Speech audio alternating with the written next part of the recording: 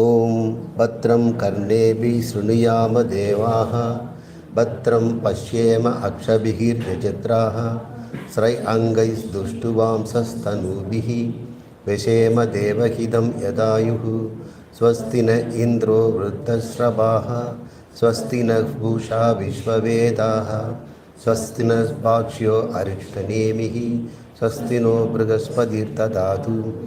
ஓம் சாந்தி சாந்தி சாந்தி.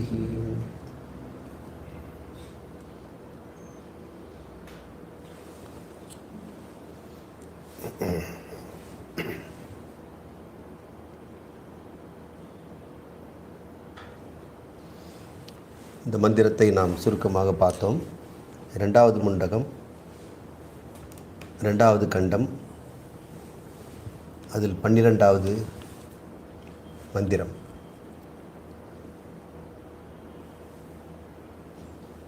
பிரம்மை வேத அம்ருதம் புரஸ்தாத் பிரம்ம பశ్చాத் பிரம்ம தக்ஷிண தத் உத்தரேன அதஸ்ச ஊர்த்வம் ச பிரஸ்ருதம் பிரம்மைவ வேதம் விஸ்வமிதம் வரிஷ்டம்.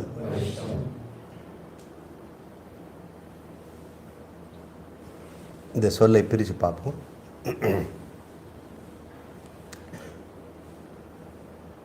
பிரம்ம ஏவ இதம் விஸ்வமிதம் வரிஷ்டம்.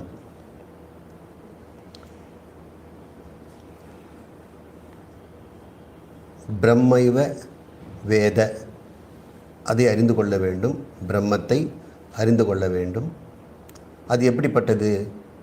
அமிர்தம், அழிவற்றது, மரணமற்றது, அதுக்கு சாவே கிடையாது. புரஸ்தாத், கிழக்கிலும் அதே பிரம்மம், பశ్చాத் மேற்கிலும் அதே பிரம்மம், தெற்கிலும் தட்சிணாத், தத் அதே பிரம்மம், தத்தும்போது அதே பிரம்மம், உத்தரேன தத் ச உத்தரேனுங்கிறது தத்து, இதை இத்துன்னு எடுத்துக்கிட்டு சேன்னு போட்டு உத்தரேன அப்படின்னு பிரிச்சுக்கணும். தத் ச உத்தரேன, அதுதான் வடக்கிலும் இருக்கிறது. அத அதஸ்சன்னா கீழேயும், அதமம்ன்றோம் இல்லையா, அதன்னா கீழே, ஊர்துவம்னா மேலே. ஆக இந்த எல்லா திசைகளிலும் அதுதான் பிரஸ்ருதம், நிலைத்திருக்கிறது, வியாபித்திருக்கிறது. அப்படிப்பட்ட பிரம்மத்தை எப்படி அறிய வேண்டும்? விஸ்வமிதம் வரிஷ்டம், விஸ்வனாக அது தெரிகிறது, அதை நாம் வேண்டி பெற வேண்டும் என்று சொல்கிறார். எதை? இந்த பிரம்மத்தை. வரிஷ்டம் என்றால் வேண்டி பெறுதல். வேண்டி பெறுதல்னா என்ன? எங்கே போய் வாங்கிறது? குரு சொல்லி கொடுக்க அதை கேட்டு தெரிஞ்சுக்கிறது தான் வேண்டி பெறுதல். அதே வேண்டி பெறுதல். மற்ற இதெல்லாம் நீங்கள் வேண்டாமலே பெறலாம். கண்ணு திறந்தாலே நீங்கள் வேண்டாமலே கண்ணு காட்டிடும். வேண்டானே சொல்ல வேண்டியதில்லை, வேணும்னு கேட்க வேண்டிய. கண்ணை திறந்துட்டு கண்ணை கொஞ்சம் பாருன்னு சொல்ல வேண்டியதில்லை, அது வேண்டாமலே செய்யும். காது வேண்டாமலே செய்யும், கை கால்கள் வேண்டாமலே செய்யும், எல்லாமே வேண்டாமலே செய்யும். ஆனால் தன்னுடைய பிரமாணத்தை ஒருவன் வேண்டாமலே பயன்படுத்தலாம். ஆனால் குருவிடம் வருகின்ற இந்த ஸ்ருதி பிரமாணத்தை வேண்டி தான் பெறணும், நீ நாடி தான் பெறணும். நீ போய் அவர்கிட்ட தான் கற்றுக்க முடியும். ஏன்னா அந்த அறிவு அவர்கிட்ட தான் இருக்குது. மற்ற அறிவெல்லாம் நீ உன்னாலே உற்பத்தி செய்ய முடியும். உனக்கு உற்பத்தி செய்யக்கூடிய பிரமாணங்கள் உனக்கு கொடுக்கப்பட்டிருக்கிறது. 5 புலன்களே போதும். 5 புலன்கள் அடிப்படையில் அனுமானத்தை பயன்படுத்தலாம், அர்த்தாபத்தியை பயன்படுத்தலாம், அபாவத்தை பயன்படுத்தலாம், உதாரணத்தை பயன்படுத்தலாம், அபாவத்தை பயன்படுத்தலாம். இப்படி 5 விதமான 5 விதமான அனுமானங்களை ஒருவன் தன்னிலிருந்தே பயன்படுத்தி கொள்ளலாம். அது ஸ்வத பிரமாணம், தன்னிடம் இருக்கின்ற பிரமாணம்.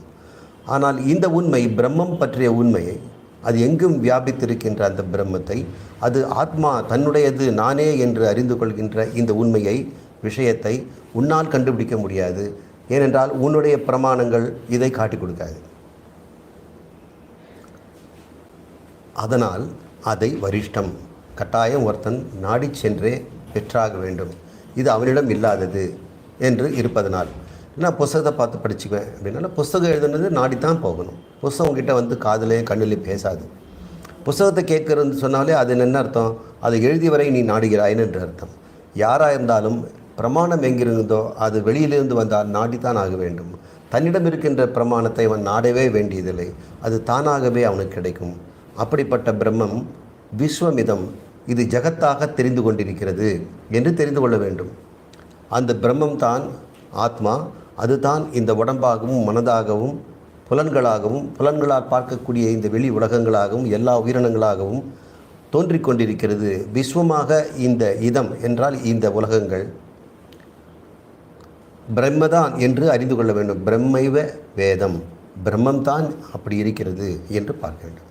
இந்த விஸ்வங்கிறத வந்து தான் இப்படி சொல்லுது, கிழக்கே மேற்கே மேலே என்று எல்லா திசைகளிலும் அது நீக்கமர நிறைந்திருக்கிறது என்று பார்க்கணும். அப்படிப்பட்ட பிரம்மம் அப்படி சொல்லி இந்த பிரம்மத்தை இந்த முண்டக உபநிஷத் முடித்தது. மூன்றாவது முண்டகத்தை நாம் இப்போது ஆரம்பிக்கிறோம். இதில் முதல் மந்திரம் துவா சுபர்ணா சயூஜா சகாய சமானம் விருக்ஷம் பரிஷஸ்வஜாதே தயோர் அந்நிய பிப்பலம் ஸ்வாத அத்தி அனஸ்னன் அந்நிய அபிசாகசீதி. இந்த மந்திரத்தின் பொருளை நாம் பார்ப்போம். துவா என்றால் இரண்டு, டூ. சுபர்ணா என்றால் பறவை.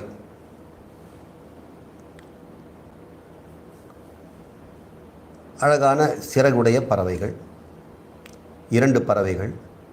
சயூஜா, ஒரே நேரத்தில் தோன்றியவை, இரண்டும் தனித்தனியாக பிறக்கலை, ஒரே வயசு. சகாயக, ஒன்றுக்கொன்று துணை இருக்கக்கூடியது. எங்கே இருக்குது அது? சமானம் விருட்சம், ஒரே மரத்தில் இரண்டும் இருக்கின்றன. ஒரே மரத்தில் ஒரே கிளையில் அது இருந்து கொண்டிருக்கின்றன. எது? இரண்டு பறவைகள்.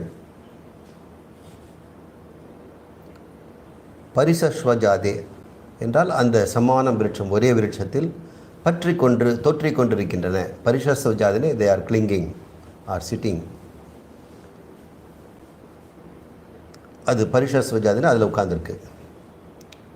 தயோஹோ, அந்த இரண்டில், தயோ என்றால் இரண்டில், அந்நிய ஒன்று, இரண்டில் ஒன்று. பிப்பலம், பிப்பலம் என்பது அரச மரத்தினுடைய பழம்,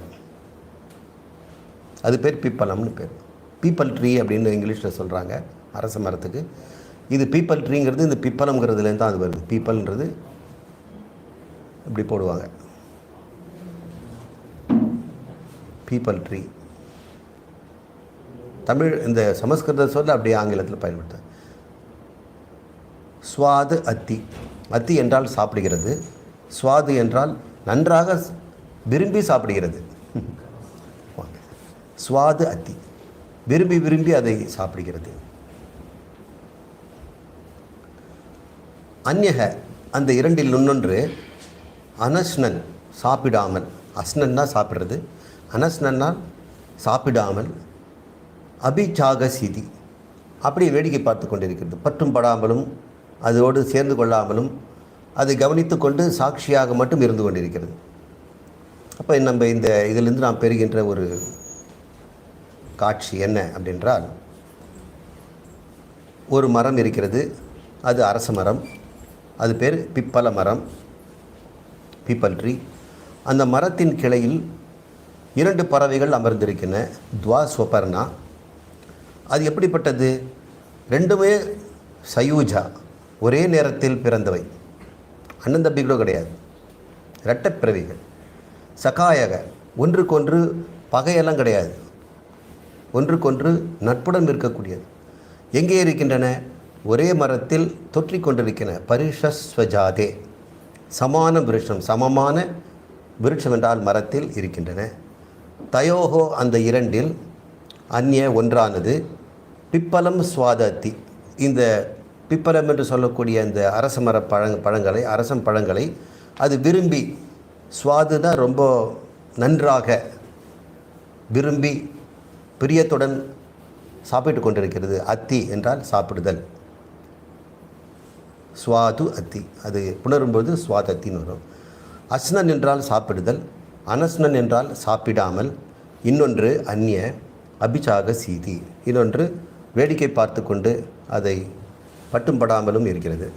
இதிலேருந்து என்ன தெரிஞ்சுக்க போகிறோம்? இது உபனிஷத்து கொடுக்கின்ற ஒரு உருவகம். இந்த உருவகத்திலேருந்து நாம் என்ன விஷயத்தை குரு சொல்லிக் கொடுக்க போகிறார், அது குருவுக்கு கொடுக்கப்பட்ட ஒரு உதாரணமாக உபனிஷத் தருகிறது. ஒரே மரத்தில் 2 பறவைகள் அமர்ந்து இருக்கின்றன. இரண்டும் ஒரே போன்றவை, ஒரே சமயத்தில் பிறந்தவை, சகாயமாக இருக்கின்றன, ஒன்றுக்கொன்று நட்புடன் இருக்கின்றவை. அப்படிப்பட்டதில் ஒன்று மட்டும் பழத்தெல்லாம் தேடி பார்த்து சாப்பிட்டு பார்க்குது, ஓஹோ புளிக்குதுன்னு சொல்லி விட்டுடுது. இல்லை பச்சையாக இருக்கிறத பார்த்து இன்னும் பழுக்கலைன்னு அதை விட்டுடுது. இன்னொன்று ரொம்ப பழுத்திருந்ததுன்னு அதை எடுத்து சாப்பிட்டு அப்படி விரும்பி கொண்டு வாழ்ந்து கொண்டிருக்கிறது. அதை பார்த்து ஒரு பறவை இருக்கணும் இல்லையா, அது ஒன்றுமே செய்கிறதில்ல, சும்மா வேடிக்கை மட்டும் பார்க்குது, சாட்சி. இது வேடிக்கை பார்த்துட்டுது, இது என்ன இதெல்லாம் பழத்தையும் சாப்பிடுது போகுது அப்படின்னு. இப்படி ஒரு காட்சியை நமக்கு இந்த உபனிஷத் நமக்கு வழங்குகிறது. இதிலேருந்து நம்ம என்ன தெரிந்து கொள்ள போகிறோம்? இதுக்கு நாம் நம்ம பிளாக் போர்டுக்கு போவோம்.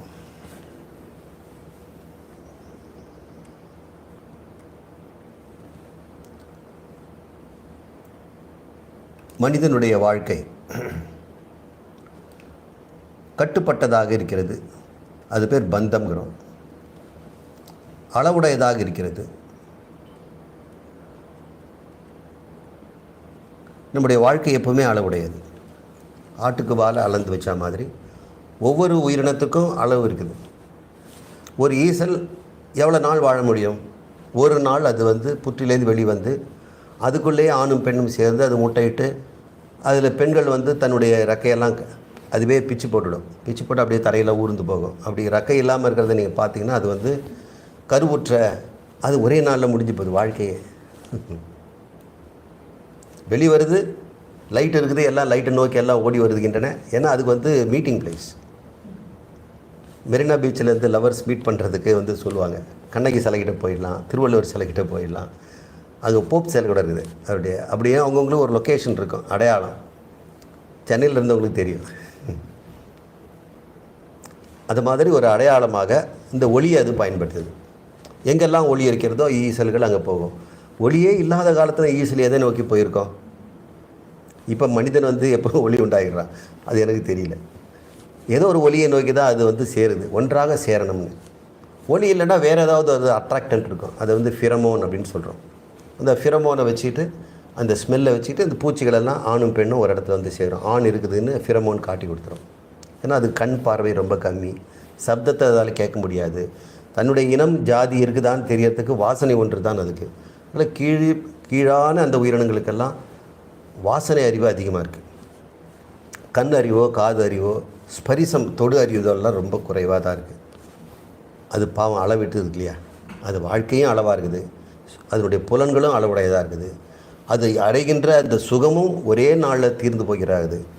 இதை தான் நம்ம சம்சாரம்னு சொல்கிறோம். அதை பார்க்கும்போது நம்முடைய வாழ்க்கை 80 வருஷம் 90 வருஷம் வாழ்கின்றதுனால நமக்கு எத்தனையோ விதமான இன்பங்கள் கிடைக்கின்றன. 5 புலன்களுக்கும் இன்பம் கிடைக்குது. அதுக்கு வெறும் வாசனை இன்பம் மட்டும்தான். ஸ்பரிச இன்பம்லாம் தொட்டு கட்டி அணைச்சி அதெல்லாம் சந்தோஷம்லாம் பண்ண முடியாது. மனிதனுக்கு 5 புலன்களும் அற்புதமாக கிடைத்திருக்கு. இருந்தாலும் அதுவும் அளவு இருக்குது. அது நமக்கு கம்மியாக இருக்கிறதுனால தானே கண்ணுக்கு இன்னும் நல்லா பார்க்க முடியலன்னு மைக்ரோஸ்கோப்பை யூஸ் பண்ணுறோம். தூரத்தில் இருக்க பார்க்க முடியல டெலஸ்கோப்பை யூஸ் பண்ணுறோம். காதில் சரியாக கேட்க மாட்டேங்கிறதுனால ஸ்பீக்கர் வச்சுக்கிறோம், இல்லை ஸ்டெத்தோஸ்கோப் வச்சுக்கிறோம். நாக்குக்கு டேஸ்ட் வேணும்னா அஜினோமோட்டோ போட்டுக்கிறோம். எல்லாத்தையும் நம்ம புலன்களை அதிகப்படுத்துவதில் நம்ம பார்க்குறோம். இதுலேருந்து என்ன நோக்கம் தெரியுது? நமக்கு புலன் அளவுடையதுன்னு நமக்கு இருக்குது. அது நமக்கு பிடிக்க மாட்டேங்குது. நம்முடைய புலன்கள் அளவுக்கு அதிகமாக இருக்கணும்னு நம்ம ஆசைப்படுறோம். அப்போ எல்லா உயிரினுக்கும் என்ன அளவுடையதுங்கிறது தானே அதுக்கு ஒரு பெரிய பிரச்சனை. என்ன இப்படி படைச்சிட்டாங்களே, எனக்கு இது பத்தலையே அப்படின்னு. பெரிய பணக்காரர்களுக்கும் பற்ற மாட்டேங்குது, ஏதோ ஒன்று பற்ற மாட்டேங்குது. ஏன்னா பையன் வந்து சொல் பேச்சு கேட்க மாட்டேங்கிறான், படிக்க மாட்டேங்கிறான், எந்நேரமும் வீடியோ கேம் ஆடுறான்னு. பெரிய பணக்காரங்க அது ஒரு குறையாக தான் இருக்கிறது. அவனுடைய அளவீடு அவனை வந்து வெட்டி வச்சுருக்கிறாங்க. மற்றவன் வந்து குடிசையில் வாழறவங்க கூட நீட்டில் எக்ஸாம் பண்ணி டாக்டர் ஆகிறான். இவன் வந்து இவ்வளோ லட்சம் வச்சுருந்தா கூட காசு கொடுத்து தான் அட்மிஷன் வாங்க வேண்டியதாக இருக்குது. அவனுக்கும் ஒரு அளவு இருக்கிறது. அப்போ பந்தம்ங்கிறது என்ன? இந்த வாழ்க்கையில் கட்டி போடுறது என்ன? நமக்கு அளவு தானே கட்டி போடுது. இந்த அளவுக்கு கட்டி போடுறதுக்கு என்ன அப்படின்னு நம்ம வந்து எது நம்ம உண்மையிலே கட்டி போடுது? உண்மையிலே புலன்கள் கட்டி போடுதா? இந்த புலன்கள் கம்மியாக பார்க்கறதுனாலையோ, காதுகள் கம்மியாக கேட்கறதுனாலையோ, சுவை நமக்கு வந்து அதிகம் வேணுங்கிறதுனாலையோ இல்லை அப்படி என்று சொல்ல. அதுக்கு வந்து பிரம்மாஜி ஒரு பதில் சொல்கிறார். என்னது? பிரம்மாஜி தான் இதை வந்து ஆரம்பித்து வச்சார். இந்த முண்டக உபநிஷத்தை முதல்ல அவர் தான் டீச் பண்ணிகிட்டு இருக்கார். அவர் தான் இப்போ வந்து டீச் பண்ணுறாரு. அவர்கிட்ட வந்து கேட்குறாங்க. இன்னொரு உபநிஷத்து இருக்குது, அது பேர் பிரகதாரண்ய உபநிஷத்து. பேர் சாந்தோக்கிய உபநிஷத்தில் வருது. அங்கே பிரம்மா வந்து சத்தம் போட்டு ஏதோ சொல்கிறார். ஏன்னா 2 பேர் ஒட்டு கேட்குறாங்கன்னு அவருக்கு தெரியும். இந்திரன் என்று சொல்லக்கூடிய தேவர் தலைவனும், விரோச்சனன் என்று சொல்லக்கூடிய அசுரர் தலைவனும் அந்த பக்கமாக பிரம்மா இருக்கிற இடத்துல அப்படியே வாக்கிங் போகும்பொழுது இவர் வந்து அவங்க காதுபட அவர் வந்து சத்தம் போட்டு சொல்கிறார். எவன் ஒருவன் ஆத்மாவை தெரிந்து கொள்கிறானோ, பிரம்மத்தை ஆத்மா என்று தெரிந்து கொள்கிறானோ, அவன் அமிர்தமாகிறான், அபயமாகிறான், அவன் எல்லா லோகத்திலும் எல்லாவற்றையும் அனுபவிக்கிறான் அப்படின்னு சொல்லிட்டார். இவங்களுக்கு அப்படியே வந்து அவ்வளோ குஷி ஆகிடுச்சு. என்னடா இது, நம்ம வந்து இந்திரனுடைய லோகத்துக்கு தெரியல, லோகாதிபதி அவர். இந்திரத்துக்கு வந்து தேவலோகத்துக்கு அதிபதி. இவர் சொல்கிறத பார்த்தோம்னா நம்ம எல்லாத்தையும் அனுபவிக்கல போல தான் தெரியுது அப்படின்னு. அவங்களாம் சுகபோகத்தில் இருக்கிறவங்க. புலன் இன்பத்தில் மேக்சிமம் அனுபவிக்கிறது தான் வந்து சொர்க்கலோகம். அது வந்து ரொம்ப புண்ணிய லோகங்கள்னு சொல்கிறாங்க. அங்கெல்லாம் வந்து டீச்சர்லாம் கிடைக்க மாட்டாங்க. முண்டகோபனிஷாரம் சொல்லிக் கொடுப்பாங்க. சொர்க்க லோகத்தில் கேட்டிங்கனாக்கா அதெல்லாம் இட்ஸ் நாட் அவைலபிள் ஹியர்ன்றாங்க. அதெல்லாம் கீழே போங்க அப்படின்வாங்க. பூமியில் தான் கிடைக்கும். அதெல்லாம் தேவலோகத்தில் யாருங்க டீச் பண்ண போகிறாங்க? அங்கே ரம்பை, ஊர்வசி, சாப்பாடு எல்லாமே அளவுக்கு அதிகமாக புலன்களுக்கு அளவு வேணும்னு சொன்னேன். அளவற்றது அங்கே புலன் கிடைக்கும்போது யாரும் அறிவுக்கு வேலை செய்வாங்களா? அறிவுக்கு வேலை செய்ய சொர்க்கம் போவானா? சொர்க்கம் போகணுன்னு ஆசைப்படுறவெல்லாம் அறிவில்லாதவன் தான் அர்த்தம். நான் சொல்லலை, பிரம்மன் தான் சொல்கிறார். இவ்வளோ தூரம் இங்கே வந்திருக்கீங்களே, தெரிய வேண்டியது தெரிஞ்சிக்காமல் ஊர் சுற்றிட்டு இருக்கிறீங்களே அப்படின்றதுனால அவர் சத்தம் போட்டு சொல்கிறார். பிரம்மத்தை அறிந்து கொள்ள வேண்டும். அதை அறிந்து கொண்டால் எல்லா லுகங்களும் எல்லா உயிர்களையும் அனுபவிக்கலாம். இப்போ நாம் வந்து உலகத்தில் எல்லாத்தையும் அனுபவிக்கலாம். இந்த உலகத்தில் நான் மனிதனாக இருந்து சிலதெல்லாம் பார்க்கலாம். இப்போ கிராண்ட் கன்யான்ங்கிற ஒரு பெரிய ஒரு பள்ளத்தாக்கு இருக்குது. அதை நான் எப்படி இருக்கணும்? ஒரு ஓரமாக நின்று பயந்து எட்டி பார்க்கணும். நானே பறவையாக இருந்தால் நான் எப்படி இருக்க முடியும்? அது கீழே இறங்கி ஒரு டைவ் வச்சு மேலே போயிட்டு வர முடியும். அப்போது உலகத்தை நான் அனுபவிக்க முடிந்தாலும், உலகமே நான் அனுபவிக்க முடிந்தாலும் பறவை அனுபவிக்க முடியாதில்லை. அல்லது அங்கேயே வாழ்கின்ற ஒரு பாலைவனத்தை நான் ரசிக்கணும்னு சொன்னால் நான் வந்து சப்பாத்தி கல்லியாக பிறக்கணும், அல்லது ஒட்டகமாக பிறக்கணும். அதுங்க அனுபவிக்கிற மாதிரி நான் பாலைவனத்தை அனுபவிக்கணுமா? நான் கொஞ்ச நேரம் வேடிக்கை தான் பார்க்க முடியாது. அதுக்குள்ளே குடை பிடிச்சிக்கணும், வீட்டுக்கு போயிடணும், அல்லது வந்து கொக்கோ கோலா குடிக்கணும், ஏதாவது சாப்பிடணும். உலகமே கொடுத்தாலும் கூட சர்வலோகத்தையும் அனுபவிக்க முடியாது. அட் எ டைம் ஒன்று தான் நீங்கள் அனுபவிக்க முடியும். இன்னொருத்தர் பார்க்குறத நீங்கள் பார்க்க முடியாது. அவர் பார்க்குறது என்னன்னு சொல்லி நீ அவர் சைடு பார்ப்பேன். இன்னொருத்தர் இந்த பக்கம் பார்ப்பான்னா அவன் பின்னாடி எல்லாரும் எப்படி பார்ப்பாங்க? நம்ம தலையை மட்டும் திரும்பினா போதும், உலகமே நம்மளை பார்த்து திரும்பிக்கிட்டே இருக்கும். இதில் என்ன தெரியுது? நாம் வந்து இந்திரலோகத்தில் இருந்தால் கூட எல்லா உலகத்தையும் அனுபவிக்க முடியாது, எல்லா உயிரினம் போல அனுபவிக்க முடியாது. ஒரு பாக்டீரியா வயிற்றுக்குள்ளே இருந்துட்டு அனுபவிக்கிற மாதிரி உங்களால் அனுபவிக்க முடியுமா? அது மாதிரி முடியாது. அதனுடைய அனுபவம் என்னன்னு நமக்கு தெரியாது. அப்படி அதெல்லாம் கிடைக்குங்கிறார். இதை அறிந்து கொண்டால் எல்லா உலகங்களையும் சர்வலோகான் சர்வ காமான், அது ஒரு சொல்கிற அந்த மந்திரத்தை அப்படி இருக்குது. சர்வலோகான் சர்வ காமான் அஸ்னுதே, அவன் அடைந்து இன்புறுகிறான்னு சொன்ன உடனே இவங்க 2 பேருக்கும் ரொம்ப வந்து ஒரு ஆர்வம் வந்துருச்சு. இந்த அறிவை தெரிஞ்சுக்கணும், இதை போய் விட்டுக்காமல் நம்ம என்னவோ நம்ம ஊர் பெருசுன்னு சொல்லிகிட்டு இருக்கோமேன்னு சொல்லிட்டு பகவான் எங்களுக்கு இதை மாதிரி சொன்னீங்களே, ஏதோ சத்தம் போட்டு அதை எங்களுக்கு சொல்லிக் கொடுங்க அப்படின்னு சொல்கிறார். அதுக்கு அவர் சொல்கிறார், பிரம்மச்சாரியா என் கீழே 32 வருஷம் இருங்க அப்படிங்கிறார். சரி 32 வருஷம் இருக்கணும்னு சொல்லி சொர்க்கலோகத்தினுடைய அவங்களுடைய பதவியெல்லாம் விட்டுட்டு 2 பேருமே விரோச்சனனும் இந்திரனும் அவர் கீழே 32 வருஷங்கள் அவர்கிட்ட பிரம்மச்சாரியாக வாழறாங்க. பிரம்மச்சாரின்னா என்ன? குருவுக்கு சேவை செய்தல். குருவுக்கு சேவை செய்கிறதுங்கிறது அது ஒரு பிரம்மச்சாரியம்னு பேர். பிரம்மச்சாரின்னா மனைவியோடு இருக்கிறது இருக்கிறான் இல்லாமல் இருத்தல் அப்படின்னு நம்ம சொல்கிறோம்ல. கட்ட பிரம்மச்சாரிங்க அவன் கல்யாணமே பண்ணிக்கல அப்படின்றான். பிரம்மச்சாரிங்கிறது குருகுல வாசம்னு அர்த்தம். பிரம்ம ஆச்சாரம், பிரம்மக ஆச்சாரத்தே. எவன் ஒருவன் குருவிடம் சென்று பிரம்மத்தை அறிந்து கொள்ள அமர்ந்திருக்கிறானோ அவங்களும் பிரம்மச்சாரிங்க. இப்போ நீங்கள்லாம் பிரம்மச்சாரிகள். பிரம்மச்சாரிகளாக இருந்து 32 வருஷம் இருந்து சொல்கிறார். அப்புறம் அவர் வந்து என்ன சொல்கிறாரு? கண்ணில் எது தெரிகிறதோ அது ஆத்மா அப்படின்ட்டார். அப்போ உடனடியாக இது கதையை நம்ம அந்த உபநிஷத்து படிக்கும்போது நம்ம டீட்டெயிலாக பார்ப்போம். இந்த விஷயத்துக்கு வருவான். அவன் உடனடியாக என்ன பண்ணுறான்? கண்ணாடியில் போய் பார்க்குறான். அப்புறம் இந்திரனுடைய கண்ணில் இவன் பார்க்குறான். இந்திரன் வந்து விரோச்சன கண்ணில் பார்க்குறான். பார்த்தா அவங்களுடைய கண்ணில் பல பார்த்தாலும் இவன் முகம் தெரியுது, அவன் கண்ணில் இவன் முகம் தெரிகிறது. அப்புறம் தண்ணியில் பார்த்தாலும் இவங்க முகம் தான் தெரியுது. தட்டு பாத்திரம் எது பார்த்தாலும் அதில் தான் தெரியுது. நம்ம எப்போவுமே முகம் பார்க்குறது ரொம்ப ஆசை இல்லையா? எங்கேயாவது வண்டி நின்னா கூட அதனுடைய ரியர் வியூ மிரரை திருப்பி முகத்தை பார்த்துட்டு போவோம். போகிற வழியில் லிஃப்ட்லேயோ எங்கேயாவது கண்ணாடி இருந்தால் நம்ம நின்று பார்த்துட்டு தான் போவோம். இப்படி 2 பேரும் கண்ணில் எது தெரிகிறதோ அதுதான் ஆத்மான்னு சொன்ன உடனே இவன் கண்ணில் நான் தெரிகிறேன், அவன் கண்ணில் நான் தெரியறதுனால இந்த உடம்பு தான் ஆத்மா அப்படின்னு 2 பேரும் முடிவு பண்ணிட்டாங்க. 2 பேரும் உடனடியாக போயிட்டாங்க. உபதேசம் முடிஞ்சுது. 32 வருஷம் கழித்து உண்மையான ஆத்மா கண்டுபிடிச்சிடும். விரோச்சனன் போய் அவங்களுடைய அசுர சபைன்னு ஒன்று இருக்கும், இவனுக்கு தேவ சபை. அதில் போயிட்டு எல்லாரும் வந்து கேளுங்க, பிரம்மர் ஒரு ரகசியம் சொல்லி கொடுத்துருக்காரு. இந்த உடம்பு தான் ஆத்மா, இதை பத்திரமா வச்சுக்கணும், இதுக்கு சேவை செய்யணும், இதுக்கு அலங்காரம் பண்ணணும், இதுக்கு என்னென்ன வேணுமோ தீனி கொடுக்கணும், அது கொடுத்தோம்னா அது நம்ம வந்து எல்லாத்தையும் பெறலாம் அப்படின்னு அவன் சொல்லிட்டான். அவன் புத்தி அவ்வளோதான்.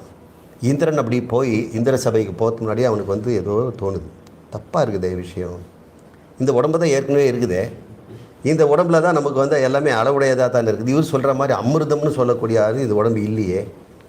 இந்த உடம்பை அறிந்து கொள்வதனால் நம்ம எப்படி வந்து அழியாதவனாக இருக்கும். அமிர்தம்னா மரணமற்ற நிலை. அமிர்த் என்றால் மரணம், அமிர்தம் என்றால் மரணமற்ற நிலை. நான் மரணம் இல்லாமல் இருப்பேன்னு சொல்கிறாரு. அதே சமயத்தில் அபயம் என்று சொல்கிறார், அச்சமே இல்லாதது. அச்சம்ங்கிறது என்ன அப்படின்னு இப்போ பார்ப்போம்.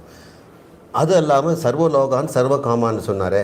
அப்படி ஒன்றும் எனக்கு தெரியலையே, தப்பு பண்ணிட்டோமோ, சரி போய் கேட்போம் அப்படின்னு வரார். அப்போ வந்து இந்திரன் கிட்ட இந்த தன் சந்தேகத்தை நிவர்த்தி செல்லக்கூடிய ஒரு முயற்சி இருக்குது. போதும்னு போயிடக்கூடாது, மறுபடியும் குரு கிட்ட போய் தெளிவாக தெரிஞ்சுக்கணும்னு வரான் இல்லையா. மறுபடியும் சமித் பாணியோட குரு கிட்டது பகவன் இப்படியெல்லாம் நீங்கள் சொன்னது நான் உணர்ந்து பார்க்கும்போது எனக்கு உடன்பால் இது வந்து கிடைக்கும்னு தோணலையே அப்படின்னு சொல்கிறார். 32 வருஷம் மறுபடியும் பிரம்மச்சாரியாக இருந்தார். அவன் இருந்தான். 32 வருஷம் கழித்து மறுபடியும் உபதேசத்தை சொன்னார். அப்போ என்ன சொன்னார்? பிராணன்னு சொன்னார். அப்புறம் மனதை சொல்கிறார். இப்படி வந்து சொல்லிவிட்டு கடைசியில் 101 வருஷம் இழுத்தடிச்சிட்டு கடைசியில் தான் அவர் ஆத்மா வந்து பிரம்மம்னு சொல்லி கொடுக்குறாரு. அந்த உபதேசத்தை நம்ம சொல்கிறோம். அப்போ தேவர்களும் விரோச்சனன் போன்ற அசுர தலைவர்களும் 101 வருஷம் கஷ்டப்பட்டு படித்ததை நாம் வந்து எளிமையாக படிக்கிறோம். அவங்க வந்து பிரம்மச்சரியமாக வாழ்ந்தாங்க, குரு சேவை செய்தாங்க. இப்படியெல்லாம் நமக்கு இருக்க வேண்டிய அவசியம் இல்லை. இதெல்லாம் தேவலோகத்தில் தான் அப்படி. இந்த லோகத்தில் ரொம்ப சுலபம். அப்படிப்பட்டது அவர் என்ன சொல்லிக் கொடுத்தார் அப்படின்னு நான் சொல்ல போகிறேன். அவர் சொல்கிறார், ஆத்மா என்பது அறிவதை கடைசியில் உபதேசம் சொன்னார் இல்லையா, அந்த உபதேசத்துக்கு நேராக போயிடுவோம். மனம் பிரியம் அப்பிரியம் 2 என்று பிளவுபடுகிறது. அதுதான் சம்சாரங்கிறார்.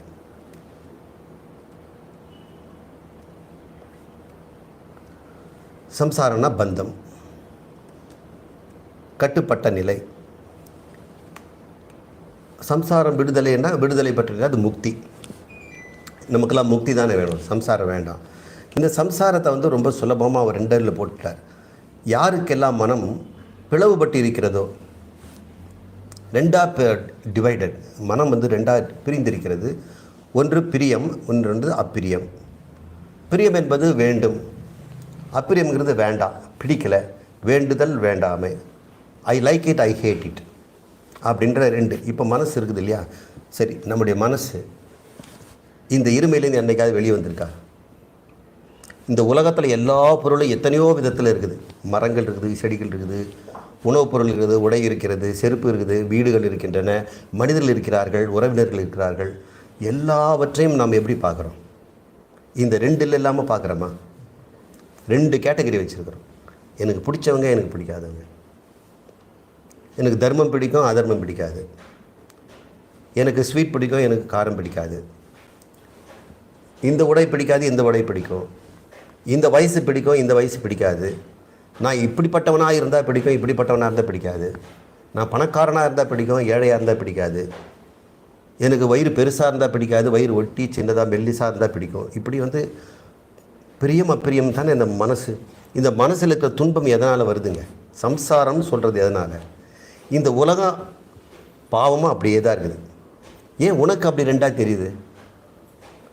உலகம் அப்படி 2ஆக இருந்ததுன்னு சொன்னால் இந்த பிரியம் சைடு அப்பிரியம் சைடுன்னு போட்டுடுவாங்க, பெவிலியன் பிரிச்சுடுவாங்க. அப்படி இல்லையே. ஒரு பொருள் பிரியமாக ஒருத்தனுக்கு தெரியும் போது இன்னொருத்தனுக்கு அப்பிரியமாக தானே தெரியுது. நம்ம வேண்டான்னு கழிச்சு கட்டி தூக்கி போட்டதெல்லாம் இன்னொருத்தன் அப்படியே அள்ளிட்டு போயிடுறான்.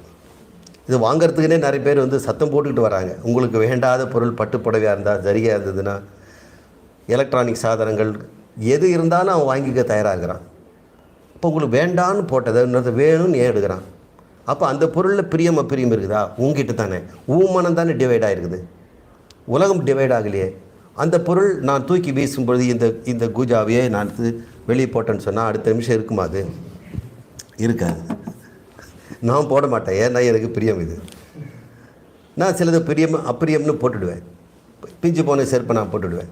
அது யாராவது ஒருத்தர் எடுத்துகிட்டு போயிடுவான். இதை மாதிரி மனம் 2ஆக பிளவுபட்டு இருக்கிறதுனால பிரியம் அப்பிரியம் ஏற்படுகிறது. இதெல்லாம் பிரம்மா சொல்லிக் கொடுக்குறாரு இந்திரனுக்கு. அவர் ஒரு வரியில் தான் சொல்கிறாரு. அவர் விளக்கமாக மந்திரம் தானே. இந்த பிரியம் அப்பிரியமாக இருக்கிறதுனால மனசை 2 பக்கம் ஊசலாடுகிறது. உனக்கே சில சமயத்தில் பிரியமாக இருந்தால் அப்பிரியமாகிடுது, சிலது அப்பிரியமாக இருந்தால் திடீர்னு பிரியமாகிடுச்சு. அந்த ஃப்ரெண்டு எனக்கு பிடிக்கவே பிடிக்காதுன்னு சொல்லிட்டு இருந்தேன். அப்புறம் கடைசியில் வேறு வழின்னா அவங்ககிட்ட தான் ஃப்ரெண்ட் ஆகினான். முதல்ல ஃப்ரெண்டுன்னு உருங்கினவனது கடைசியாக விட்டுட்டான். வாட்ஸ்அப்லேருந்து கூட கட் பண்ணிட்டான். ஃபேஸ்புக்லேருந்து அன்ஃப்ரெண்ட்லி பண்ணிட்டான். ஆச்சரியமாக இருக்குது. எப்படி இந்த மனம் ஏன் இப்படி துன்பப்படுது? ஞானியின் மனம் எப்படி இருக்கும் அப்படின்னு பிரம்மன் சொல்கிறார். அவனுக்கு எதுவுமே எல்லாமே பிரியம். அவன் மனசு 2ஆக ஊசலாடுறதில்லை, எல்லாமே பிரியம்.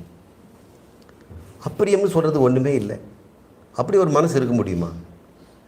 எப்பொழுது இந்த பொருள்கள் மீது இருக்கிற நாட்டம் போயிடுச்சோ அப்போ எல்லாமே பிரியமாயிடும். உங்களுக்கு அப்பிரியம்னு சொல்கிறதுக்கு ஒன்றுமே இல்லை இல்லையா? அப்போ எப்படி அவன் வாழ்வான்? இப்போ நம்ம இந்த ஞானம் பெறுவது இல்லையா, எப்படி வாழ போகிறோங்கிறதா இப்போ நான் சொல்லிகிட்டு இருக்கிறேன். அதுக்காக தான் அந்த குருவிகள் கதையை நம்ம ஆரம்பித்தோம். இந்த மரத்தில் இருக்கக்கூடிய குருவிகள், ஒரு பறவை பிடிக்குது பிடிக்கலை அப்படின்னு சாது அத்தி, இது பிடிக்குதுன்னு விரும்பி சாப்பிடுது, சிலது கொத்திட்டு புளிக்குதுன்னு சொல்லி துப்பிடுது. இப்படி வாடுறதுனால அந்த பறவைக்கு பிரியம் அப்பிரியம் இருக்குது. இன்னொன்று அதை வேடிக்கை பார்த்துட்ருக்கு. சமான விருட்சத்தில் இருக்குது. அப்போ ஞானியிடம் இருக்கின்ற இந்த குணத்தை அது காட்டுவதாக தெரிகிறது. ஞானி எப்படி இருக்கிறான்?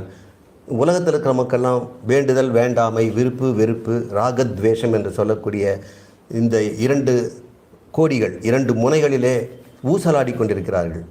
இந்த ஊசல் நிற்காமல் ஓயாமல் ஒரு முனை என்று போயிட்டுருது. விருப்பு வெறுப்பு விருப்பு வெறுப்புன்னு ஊசலாடுது. இந்த மனம் சஞ்சலித்து கொண்டே இருக்கிறது அப்படிங்கிறத ஞானி பார்க்கிறார். எங்கே பார்க்குறார்? மற்றவங்கள பார்த்து வேடிக்கை பார்க்கல, தன் மனதே அவர் பார்க்குறார். தன் மனதே 2 பக்கம் ஊசலாடுவதை பார்க்குறார். அப்போ மனம்தான் ஒரு பறவை இப்படி சாது அத்தின்னு சொல்லக்கூடிய இந்த பிப்பலத்தை சாப்பிட்டு பார்த்து இருக்கிறது. ஆனால் ஆத்மா அதை வேடிக்கை பார்த்து கொண்டிருக்கிறது. அப்போ 2 பேரும் எங்கே இருக்கிறாங்க? மனமும் ஆத்மாவும் 2 பேரும் இந்த உடம்புல தான் இருக்கிறாங்க. இந்த உடம்பு தான் சமான விருட்சம். ஒரே மரத்தில் ஒரு கிளையில் 2 பறவைகள் எப்படி சாயுஜம் ஒரே சமயத்தில் பிறந்தது. அப்போ மனம் எப்போ பிறந்தது? ஆத்மா எப்போ இருந்தோ அப்போது மனம் இருக்குது. இந்த மனமும் ஆத்மாவும் ஒரே கிளையில் இருக்கிறது. மனம்தான் பிரியம் அப்பிரியம் என்று போகிறது தவிர ஆத்மா அவ்வாறு பார்ப்பதில்லை என்று புரிந்து கொண்டால் என்ன? உன் மனம் நீயா, ஆத்மா நீயா? எனக்கு ஆத்மாவும் மனமும் 2 இருக்கிற மாதிரி தெரியலிங்க, எனக்கு ஒன்று தானே தெரியுது. எனக்கு மனம் மட்டும் தான் எனக்கு எப்பவுமே தெரியுது, ஆத்மான்னு ஒன்று இது வரைக்கும் தெரிஞ்சதே இல்லையே. அப்படி ஒன்று 2 பேர் சொல்கிறாங்க, 2 குருவி இருக்கிற மாதிரி, ஒருவேளை குருவி ஏதாவது இருக்குமோ அப்படின்னு ஆழ சிந்திச்சு பார்த்து தியானம் பண்ணி சமாதி நிலையில் போனால் ஒரு குருவிக்கு கீட்டு கத்தி நான் ஆத்மா ஆத்மான்னு சொல்லுமா அப்படிலாம் சொல்லாது. இது அறிவில் தான் பிரிஞ்சிக்க முடியும். அறிவில் தான் இந்த சேர்க்கையை நம்ம பிரிஞ்சிக்க முடியும். ஆத்மாவும் மனமும் ஒரே மரத்தில் இருக்கிற ஒரே சாயுஜம், ஒன்றாக தோன்றியவை அப்படின்னு நம்ம புரிஞ்சுக்கணும். இதை பற்றி நம்ம மிக சிறப்பாக ரொம்ப நீளமாக நம்ம விளக்கியிருக்கிறோம். இப்போ அதை நினைத்து பார்க்கும் பொழுது பந்தம் என்பதை பிரம்மா என்பவர், நம்முடைய முதல் குரு பிரஜாபதி, அவர் நமக்கு என்ன சொல்கிறார்? அப்பா, உனக்கு துன்பத்தை கொடுப்பதே பிரியமும் அப்பிரியமும் தான். எதுலேருந்து துன்பம் வரும்னு நினைக்கிறீங்க ஒரு மனிதனுக்கு? சார், எனக்கு ரொம்ப துன்பம் வருதுன்னா எந்த இடத்துலேருந்து வந்ததுன்னு கேட்டோம்னா, அவங்க சொல்கிற பொருளெல்லாம் அவங்க ஒரு காலத்தில் விரும்பியதாக தான் இருக்கும். எந்த பொருளை அவன் விரும்பினானோ அந்த பொருளிலிருந்து தான் அவனுக்கு துன்பமே வருகிறது. உனக்கு விருப்பம் இல்லாத ஒரு பொருள் துன்பமே வராது. நீ தான் விரும்பலையே அதை. அது எப்படி உங்ககிட்ட துன்பம்? விரும்பாத பொருள் துன்பம் தராது. விரும்பிய பொருள் தான் துன்பம் தரும்போது, விரும்பும் போதே துன்பத்தை எதிர்பார்க்கணும் இல்லையா? துன்பம் தராத ஒரு விருப்பம் இருக்கிறதா அப்படின்னு அவர் கேட்குறார். அதுக்கு அவர் சொல்கிறார், அப்பா, இந்த ஆசைகளிலே, பிரியம் என்று சொல்லக்கூடிய இந்த ஆசைகளிலே 2 விதமான ஆசைகள் இருக்கின்றன. பந்த காமம், அபந்த காமம். பந்த காமம்னா பைண்டிங் டிசையர்.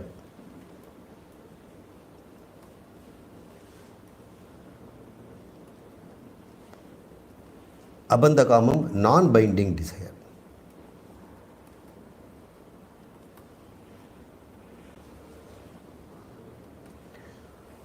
இதை புரிஞ்சுக்கிட்டோம்னா போதும். அதனால் நம்ம பிரியம் அப்பிரியத்தை விடுறது, இந்த மனசை உடச்சி அது 2ஆக பிரிக்காமல் இருக்கிறது, இதெல்லாம் முயற்சியெல்லாம் ஒன்றும் வேண்டாம். நீ ஆசைப்படுங்கள். பிரியம்னு தான் சொல்கிறாங்க. இந்த பிரியம் என்பதும் அப்பிரியம் என்பதும் இருக்கட்டும், அது உலகத்தில் எல்லாம் உன் மண்டையில் தான் இருக்குது. இப்போ நீ உன் மண்டையில் உன் மூளையில் என்ன பண்ணணும் அப்படின்னு சொன்னால், பிரியம் என்பதை சோதனை பண்ணிப்பார். அது பந்தம் தருகின்ற பிரியமா அல்லது அபந்தம் என்று சொல்லக்கூடிய நான் பைண்டிங்க, அல்லது நிபந்தனையுடைய பிரியம், நிபந்தனையற்ற பிரியம் அப்படின்னு 2 பிரிச்சுக்கலாமா? அப்படி வார்த்தையை போட்டுக்கோ. நிபந்தனை, கண்டிஷனல், நிபந்தனை பிரியம், இது கண்டிஷனல் டிசையர். இது முக்கியமான சைக்காலஜிக்கல் பாயிண்ட். ஒரு பொருள் மீது விருப்பம் வரும் பொழுது நாம் கண்டிஷனோடு தான் விரும்புகிறோமா அப்படின்னு நீங்கள் யோசனை பண்ணி பார்க்கணும். இந்த இடத்துலேருந்து அதுலேருந்து விடுபட முடியும். கண்டிஷன் என்னென்ன? இது இல்லாமல் என்னால் இருக்க முடியுமான்னு டெஸ்ட் பண்ணி பார்க்கணும். எதை செய்தாலும் ஒரு திருமணம் பண்ணிக்கிறான் ஒருத்தன், அப்போ திருமணத்துக்கு முன்னாடி விரும்பி தான் பார்த்துருக்கேன், பொண்ணை பார்த்து இந்த பொண்ணு நல்லா இருக்குது, படிச்சிருக்கிறா, அப்புறம் வேலைக்கு போவாங்க, அழகாக இருக்கிறாங்க அப்படின்னு பல இது பிடிக்க காரணம் நிறைய இருக்குது. இதை அவன் எப்படி யோசனை பண்ணி பார்க்கணும்? ஒருவேளை இந்த அழகு போயிடுச்சுன்னா நான் விரும்புவேனா? விரும்புவேன். ஒருவேளை ஒரு வேலைக்கு போகாமல் வீட்டில் இருந்து சமைக்கிறேன்னு சொல்லிட்டான்னா விரும்புவேனா? விரும்புவேன். படிக்கிறேன்னு சொல்லிட்டாங்க, ஆனால் படிக்கவே இல்லை, சும்மா போய் சொல்லி ஒரு சீரியல் அப்படி இருக்குது, ஒரே த்ரில்லிங்காக இருக்குது அந்த சீரியல். அதில் பார்க்கும்போது இப்படி சொல்லும்போது, ஒருவேளை இந்த பொண்ணு படிக்கலை அப்படின்னு தெரிஞ்சிருந்தாலும் விரும்புவேனா அப்படின்னு பார்க்கணும். அப்படி இருந்து விரும்பினால் அது என்ன விருப்பம்? நிபந்தனையற்ற விருப்பம். ஒரு பொருளை வாங்கினால், ஒரு உணவை சாப்பிட்றோன்னு வைங்க, இந்த உணவுக்கு நிபந்தனை வச்சுருக்கோம் வச்சுங்க, இப்படியா முருவலாக போட்டிருக்கணும், கொஞ்சம் சாப்பிட்டா போடக்கூடாதா, கொஞ்சம் எண்ணெய் அதிகம் ஊற்றிருக்கு, இவ்வளோ எண்ணெய் ஊற்றக்கூடாது, காரம் அதிகம், உப்பு கம்மி, இப்படி ஏதாவது ஒரு நிபந்தனை போட்டு வாழ்வது. அப்படிப்பட்ட பிரியம் நிபந்தனைக்குரிய பிரியம்.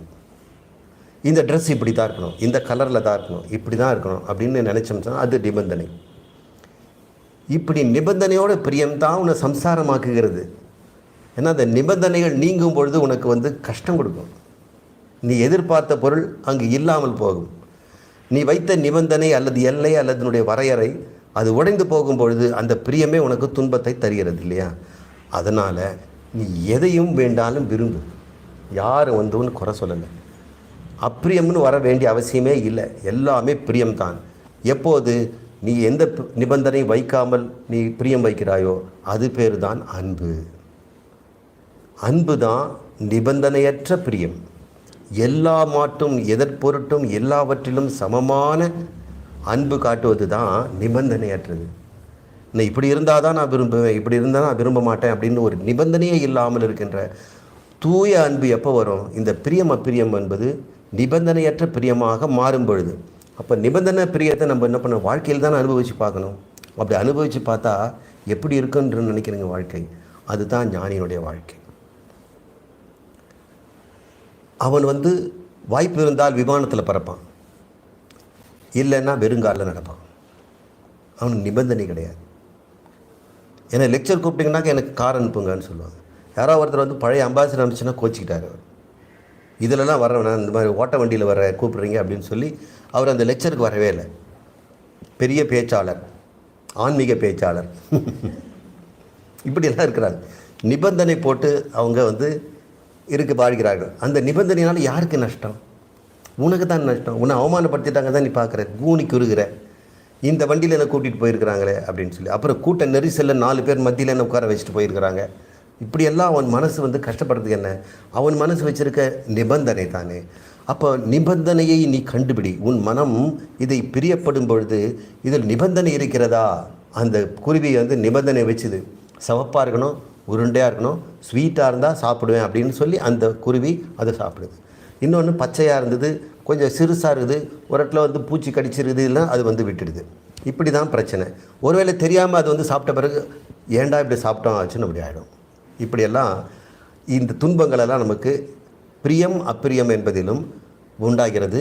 நான் இதுக்கு நிவாரணத்தையும் பிரம்மா தருகிறார். எவன் ஒருவன் நிபந்தனையற்ற பந்தமற்ற ஒரு பிரியத்தை வைக்கிறானோ, பந்தமற்ற பிரியம்தான் அளவற்ற அன்பு, கட்டுப்படாத அன்பு, பந்தமற்ற அன்பு, எதன் மாட்டும் வைக்கிறது அப்படின்னு அர்த்தம். சரி, அப்படி யாராவது வாழ்ந்துருக்கிறாங்களா அப்படின்னு சொல்லி பாருங்க. நீங்களே வாழறீங்க. இசையை நம்ம கேட்குறோம், அதில் என்ன பந்தம் இருக்குது நமக்கு? அது உங்களை பந்தப்படுத்துதா? நல்ல அறுசுவை உண்டியே சாப்பிட்றோம், பந்தப்படுத்துதா? பந்தப்படுத்தலை. நல்லா ரசிக்கிறோம், சாப்பிட்றோம். ஆனால் நாளைக்கே எதை வேணும்னு எதிர்பார்க்கக்கூடாது. எவனொருவன் இது நீடிக்க வேண்டும், இது அதிகம் வேண்டும், இது தீர்ந்து போகக்கூடாது, இந்த 3 கண்டிஷன் போட்டுருவோம். எந்த ஒரு பொருளாக இருந்தாலும் நீடிக்க வேண்டும், தீர்ந்து போகக்கூடாது, அழியக்கூடாது, நாளைக்கும் வேண்டும் இப்படின்னு யார் ஒருத்தன் போடுறோன்னா அந்த கண்டிஷன் தான் பிரச்சனையே கொடுக்குது. ஒரு வாகனம் வாங்கினாலும் அது மைலேஜ் நிறைய கொடுக்கணும், அது கொடுக்காது, கொஞ்ச நாள் கழித்து போய்டும். அது நீடித்து உழைக்காது, டயரை மாற்ற வேண்டியிருக்கும். எதையாவது ஒன்று செய்து கொண்டே இருக்க வேண்டியிருக்கிறதுனால உனக்கு இந்த நிபந்தனைகள் தான் துன்பத்தை தருகின்றன என்று ரொம்ப சிம்பிளாக சொல்கிறார். இந்த நிபந்தனைகள் இல்லாத வாழ்ந்துட்டுனாக்கா ஆத்ம ஞானம் கூட வேண்டியதில்லை, பிரம்மத்தை அறிந்து கொள்ள வேண்டியதில்லை. இங்கே உலகத்திலே நீ இன்பமாக வாழலாம், அளவற்ற இன்பம் உனக்கு கிடைக்கும். உன்னை அளவுபடுத்துறதுக்கு என்ன இருக்குது சொல்லுங்கள்? பிடிக்காதது தானே உன்னை அளவுபடுத்துது.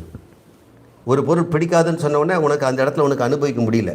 இந்த உலகத்தில் எவ்வளோ இருக்குதுங்க, எனக்கு பிடிக்காத நிறைய இருக்கிறதுனால அதெல்லாம் அனுபவிக்க முடியல. சர்வலோகான் சர்வகாமான் அப்படின்னா எப்படி கிடைக்கும்? ஏங்க முடியாது. உன்னை அளவுபடுத்துவதே அப்பிரியம் தானே.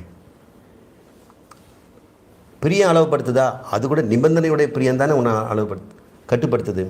நிபந்தனையற்ற பிரியத்தை யார் வைத்திருக்கிறானோ அவன் ஞானி. அதனால் தயவுசெய்து உங்கள் பிரியங்களை, இனிமேல் உண்டாகின்ற பிரியங்களை, இதுவெல்லாம் செய்த பிரியங்கள் எதுவாக இருந்தாலும், அது பணத்தின் மீதாக இருக்கலாம், அதிகாரத்தின் மீதாக இருக்கலாம், உடையின் மீதாக இருக்கலாம், அந்தஸ்தின் மீதாக இருக்கலாம், அழகின் மீதாக இருக்கலாம், எதன் மீதான ஒரு பிரியம் இருந்தாலும் அந்த பிரியம் உங்களை பந்தப்படுத்துகிறதா? என்னுடைய புகழ் குறைந்து போனால் துன்பமா? என்னுடைய அழகு குறைந்து போனால் துன்பமா? என் செல்வாக்கு குறைந்து போனால் துன்பமா? என்னுடைய பணம் குறைந்து போனால் துன்பமா? அப்படின்னு பார்த்து துன்பம் வருதுன்னா நீ மாட்டிக்கிட்ட. அது பந்த பிரியம் அப்படின்னு புரிஞ்சிக்க அப்படிங்கிறார். அப்படின்னா எப்படி சார் வாழ முடியும்? வாழ்ந்து பார், தெரியும்.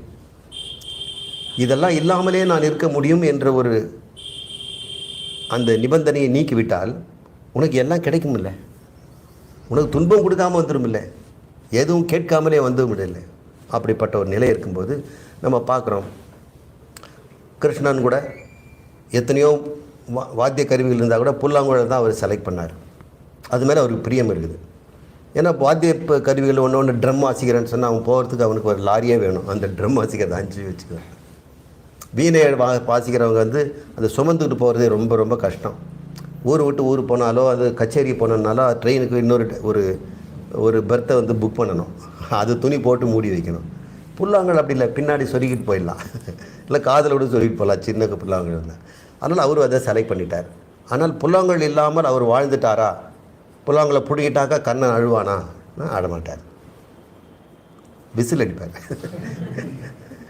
அதனால் அவர் பந்தப்படவில்லை. மயில் பீலி தான் விற்பேன் அப்படின்னு வந்து இந்த குழந்தைங்கள சிலதெல்லாம் அழுது. ஒரு குழந்தை அப்படி தான் அழுது, இந்த தலைமுடி இப்படி விழுந்திருக்கணும் ரஜினி மாதிரின்னு, ஏதோ படையப்பால் வேணும். அது பேச தெரியல அந்த குழந்தைக்கு, ரொம்ப 2 மணி நேரம் அழுதுது. அப்புறம் தான் கண்டுபிடிச்சோம் அது படையப்பா மாதிரி முடி இப்படி வேணும் போல் இருக்குதுன்னு. அது அப்புறம் விழ வச்சோன்னே அழகி நிறுத்திடுச்சு. இப்படி கண்ணன் வந்து மயில் பீலி வேணும்னு அழுததில்லை, மஞ்சள் கலர் துணி தான் போடுவேன், அதை வந்து போத்திக்குவேன், பீதாம்பரம் தான் போடணும் அப்படின்னு அவர் வந்து சொல்லவே இல்லை. ஆனாலும் அவருடைய பிரியம் இருந்தது அதன் மீது, அதை நாடினார், அதை செய்தார். ஏன்னா அவர் இல்லாமல் போனாலும் பிரச்சனை இல்லை. எல்லாருக்கும் தன்னை புகழணும்னு சொல்லுவாங்க. சபையில் அவர் வந்து அவமானப்படுத்தினான், 100 முறை ஒருத்தன் திட்டினான், கேலி பேசினான், தகாத வார்த்தைகளை பயன்படுத்தி கண்ணனை சொன்னான். சாதாரண நாளில் கூட சொல்லியிருக்கலாம். கண்ணன் வந்து யோகியன், அவன் எவ்வளோ ஒரு பெரிய மேதை, அவன் பெரிய அரசன், அவன் ஞானி, அவன் இறைவனுடைய வடிவமே. அப்படிப்பட்டவன் வந்து 100 முறை ஒருத்தன் வந்து சிசுபாலன்றவன் கண்டபடி திட்டுறான், கம்முன்னு தானே இருந்தார். அவருக்கு எதன் மீதும் தன்னுடைய புகழ்மையெல்லாம் அவருக்கு வந்து பந்தமே கிடையாது. இந்த பந்தமற்ற வாழ்க்கை என்றது பிரியத்தின் மீது நாம் பந்தம் அல்லது ஒரு கட்டுப்பாடு, ஒரு நிபந்தனை இல்லாமல் வாழ்கின்ற வாழ்க்கையை தான் பிரம்மா சொல்கிறாரு, இதுதான்டா ஆத்மாங்கிறார். ஏனென்றால் ஆத்மா அப்படிப்பட்டது. அது எப்படி ஆத்மா அப்படிப்பட்டதாக இருக்கும்? ஏனென்றால் இந்த உடம்பிலே ஆத்மாவும் இருக்கிறது, மனமும் இருக்கிறது. மனம் இங்கே அங்கேயும் போகுதே, ஆத்மா ஏதாவது சொல்லுதா? ஏன் மனமே அங்கே போகாத இங்கே போகாதன்னு சொல்லுதா?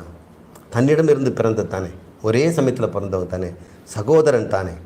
இந்த மனம்ங்கிறது என்னங்கிறத நம்ம முன்ன சித்தாபாசன்னு சொன்னேன். மனம் என்ற நம்முடைய கருவி இருக்கு இல்லையா, நமக்கு மனசு நம்ம பார்த்ததில்லை, யார் மனசையும் இது வரைக்கும் ஆப்ரேட் பண்ணி யாரும் பார்த்ததில்லை. பிரெயினை தான் பார்க்குறாங்க, மனசை பார்த்ததில்லை. இந்த பிரெயினே மனசுன்னு வச்சுங்களேன், நமக்கு தெரிஞ்சது. அதில் ஆத்மாங்கிறது வந்து அறிவாக உள்ளே புகுந்துருக்குது. அந்த அறிவாக அந்த பிரெயினுக்குள்ளே வந்து புகுந்து அது நிரம்பி இருக்கும்போது அந்த பிரெயினுக்கு ஒரு அறிவு வருது.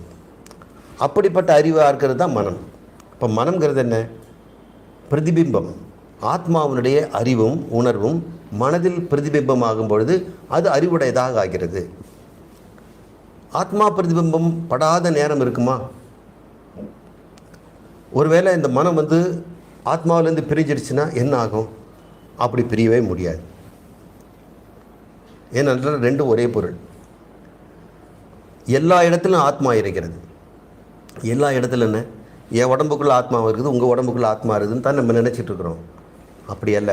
ஆத்மா இந்த இடைவெளியிலும் இருக்குது, இந்த எம்டி ஸ்பேஸ்லேயும் ஆத்மா இருக்கிறது, ஆகாயத்திலும் இருக்கிறது, கடல் அடியிலும் இருக்கிறது, பூமிக்கு உள்ளேயும் இருக்குது. அணுவுக்குள்ளே எலக்ட்ரான் புரோட்டானுக்கு நடுவில் இருக்க கேப் இருக்குது இல்லையா, ஸ்பேஸ், அங்கேயும் இருக்குது. எங்கெல்லாம் ஆகாயம் இருக்குதோ அங்கெல்லாம் ஆத்மா இருக்குது, எங்கெல்லாம் ஆகாயம் இல்லையோ அங்கேயும் ஆத்மா இருக்கிறது. ஆத்மா தான் இருக்கிறது. அதனால் மனம் ஆத்மாவிலிருந்து பிரியவே முடியாது, எங்கே போனாலும் ஆத்மா இருக்கும். ஆனால் மனதிற்கு ஆத்மா இல்லாமல் போயிடுமோ அப்படின்னு ஒரு கவலையே வேண்டியதில்லை. ஆத்மா ஒன்றே ஒன்று தான் இருக்கிறது, எல்லாருக்கும் அது பொது. எல்லாருக்கும் பொதுன்னா இது சொல்லிக் கொடுத்தாரே பிரம்மா, அவருக்கும் அதே ஆத்மா தான். இதுக்கு முன்னாடி வாழ்ந்து செத்தாங்களே அத்தனை பேருக்குடைய ஆத்மாவும் இப்போ இருக்கிற ஆத்மா தான். இனிமேல் பிறக்க போகிற குழந்தைகள் ஆத்மா வேணும்னாலும் இப்போவே இருக்கிற ஆத்மா தான், ஒரே ஒரு ஆத்மா, ஏகம். ஆனால் உடம்பு தோறும் ஆளாளுக்கு ஒரு ஆத்மாவினுடைய பிரதிபிம்பம் இருக்கிறது, அதுதான் மனசு. மனதில் ஆத்மா படும் பொழுது இந்த மனம் பெறுகின்ற அந்த அறிவும் உணர்வும் ஆத்மாவினுடையது, மனிதன் மனதினுடையது. அப்போ ஆத்மாவே தன்னை ஒரு பிரதி எடுத்துக்கொண்டு மனசு கொடுத்துடுது. அப்போ மனதில் இருக்கின்ற அந்த பொருள், அந்த அறிவு யார்? உண்மையில் ஆத்மாதான். ஆனால் அது மனதோடு தொடர்பு இருப்பதனால மனதை நான் என்று நினைத்து கொள்கிறது என்று நம்ம வந்து சொல்லி கொடுத்தோம். இப்போ நாம் வந்து மறுபடியும் மந்திரத்துக்கு போவோம்.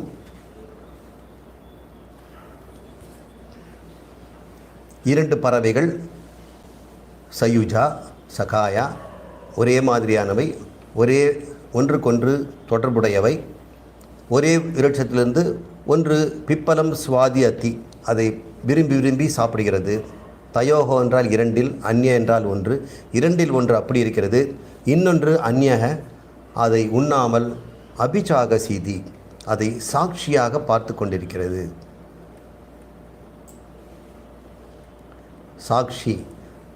சாட்சி என்றால் எதிலும் பங்கு கொள்ளாமல் இருத்தல். பங்கு கொள்ளாமல் இருப்பவன் தான் சாட்சியாக இருக்க முடியும். பங்கு பெற்றுவிட்டால் அவன் சாட்சின்னு சொல்ல முடியாது. அவனை வந்து குற்றவாளியில் ஒருவனாக இருப்பான், அல்லது வந்து அவனை வந்து இந்த சம்பந்தப்பட்ட ஒரு கேஸில் வந்து ஈடுபட்டவனாக ஆகிடுவான். சாட்சி என்பவன் அதில் சம்பந்தப்படாதவன். அப்போ நம்முடைய உடம்புக்குள்ளே, இந்த உடம்புக்குள்ளே ரெண்டு பொருள்கள் இருக்கின்றன, ரெண்டுமே அறிவுடையவை.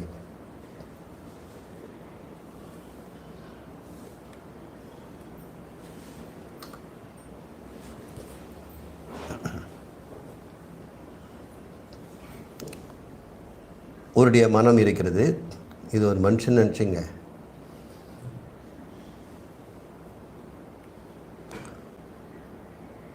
பேட்மேன் மாதிரி இருக்கிறார். இது மனம். எங்கே சார் ஆத்மா? ரெண்டும் ஒரே உடம்புல இருக்குதுன்னு சொன்னீங்களே.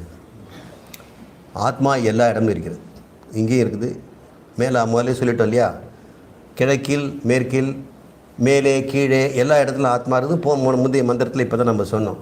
அதனால் எல்லா திசைகளும் ஆத்மா பின்னாடியும் இருக்கிறது, கீழும் இருக்கிறது, மேலேயும் இருக்குது, உள்ளும் இருக்கிறது.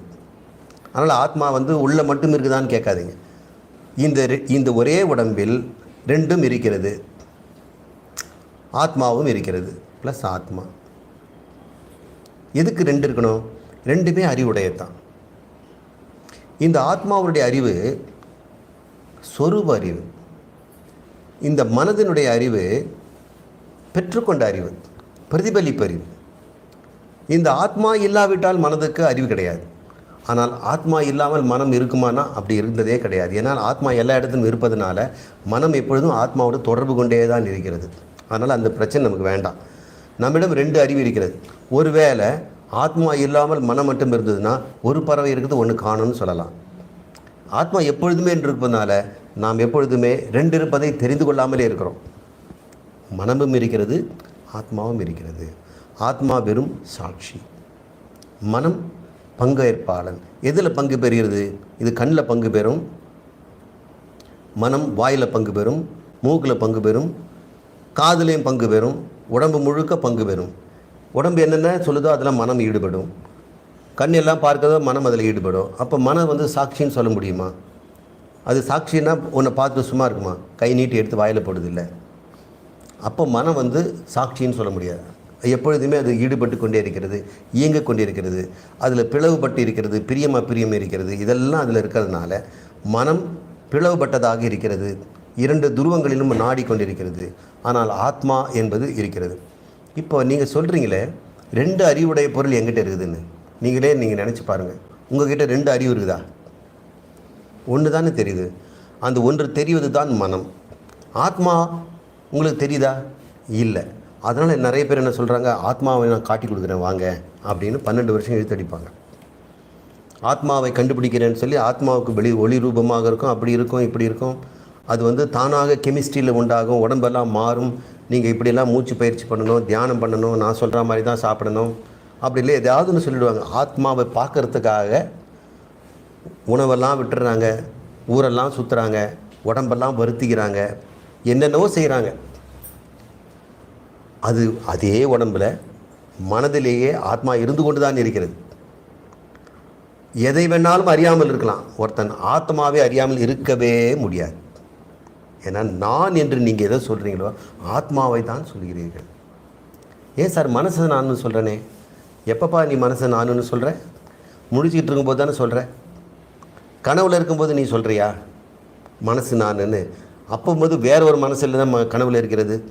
சரி, தூக்கத்தில் நான் மனசுன்னா தூக்கத்தில் மனசே இல்லையே, அப்போ நான் இல்லைல்ல. இப்போ நான் என்பது மனசு என்றால்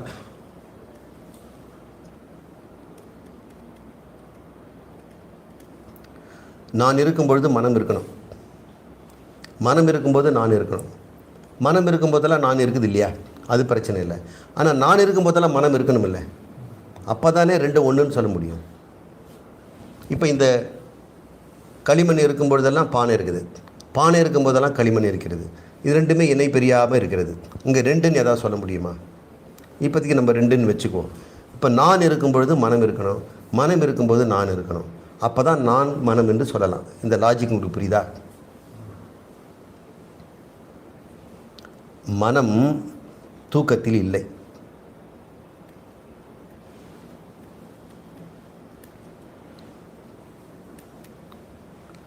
மனம் தூக்கத்தில் இல்லை, நான் இல்லைன்னு நீங்கள் சொல்லுவீங்களா? அப்போ நான் இருக்கிறேன், மனம் இல்லை. அட, மனம் நானுன்னு சொல்லிட்டு இருந்தேன், நான் இருக்கிறேன், மனம் இல்லையே. அப்போ தூக்கத்தில் யார் இருந்தது?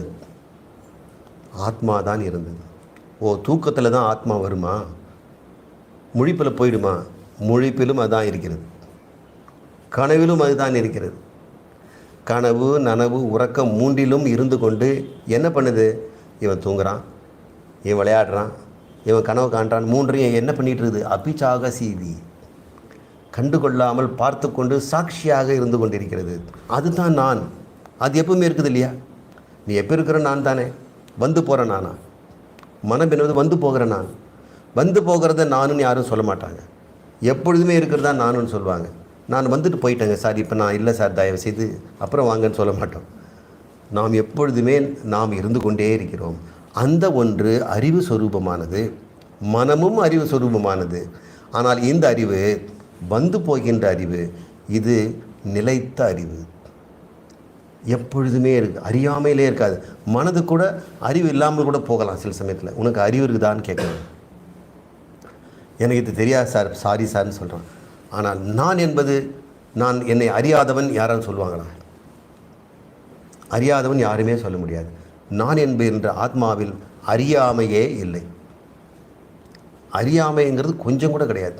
சூரியனிலே எப்படி இருட்டு இல்லையோ அதுபோல் அறியாமையில்